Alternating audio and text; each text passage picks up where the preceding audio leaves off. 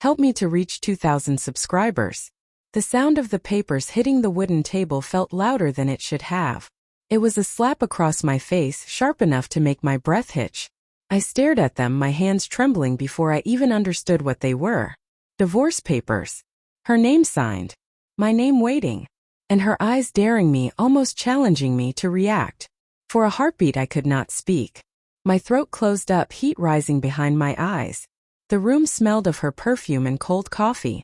The evening sun cast long stripes across the floor, slicing the quiet living room into pieces, just like she had done to my chest in this moment.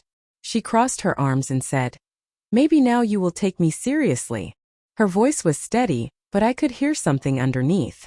Fear. Or guilt. Or both. She thought I would panic. She thought I would beg. She thought this was a power move. But something inside me cracked open, and instead of folding I reached for the pen. "Fine," I said, my voice far calmer than the storm roaring inside me. Her eyes widened. Just a flicker, but I saw it. Confusion. Shock. Something unspoken. I signed. The moment the ink hit the signature line, she inhaled sharply, as if the air had suddenly been knocked out of her. For a second she just stared at me, her lips parted, her body frozen. Then she whispered, "You actually signed them?" I nodded, my heart pounding so hard I felt it in my fingertips. She sank into the chair, her hands shaking now. "I did not think you would." I watched her. Watched every tiny shift of emotion ripple across her face. And in that fragile silence, something inside her broke. "I need to tell you something," she said softly. A cold chill crept down my spine. The kind of cold that warns you that the truth is about to hurt more than any threat, any argument, any broken promise. I braced myself. She pressed her hands together, unable to meet my eyes.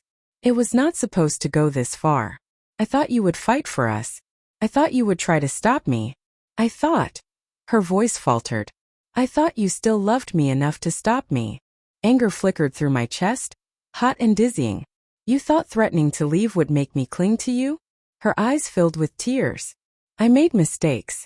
I was trying to get your attention. I felt lonely. And I did things I should not have done." My stomach dropped. The room seemed to tilt. "What things?" I asked, already knowing the answer but desperately hoping I was wrong. She covered her face with her hands. "I was talking to someone. Started as nothing. I swear it did. But then I kept going. I kept feeding it because it felt like someone finally saw me again." Every memory of the past few months flashed through my mind. Her late-night walks. Her phone always face down. The sudden distance when I walked into the room. Little things I had explained away because love makes fools out of all of us. I closed my eyes, pain radiating through my chest. "Did you cheat?" Her silence was the answer. When I opened my eyes she was crying, her shoulders shaking, her breath broken. "I am sorry," she whispered. "I thought if you signed the papers I could finally tell the truth.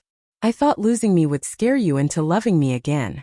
My heart splintered in places I never knew existed. I wanted to scream. I wanted to hold her. I wanted to walk out and never look back. I wanted everything and nothing at once. Instead I picked up the papers and slid them back across the table. "You wanted the truth," I said quietly. "Now you have it." Her tears blurred her vision as she whispered, "What happens now?" I stood slowly, my voice soft but final. "Now," I said, "you face the consequences of the game you started."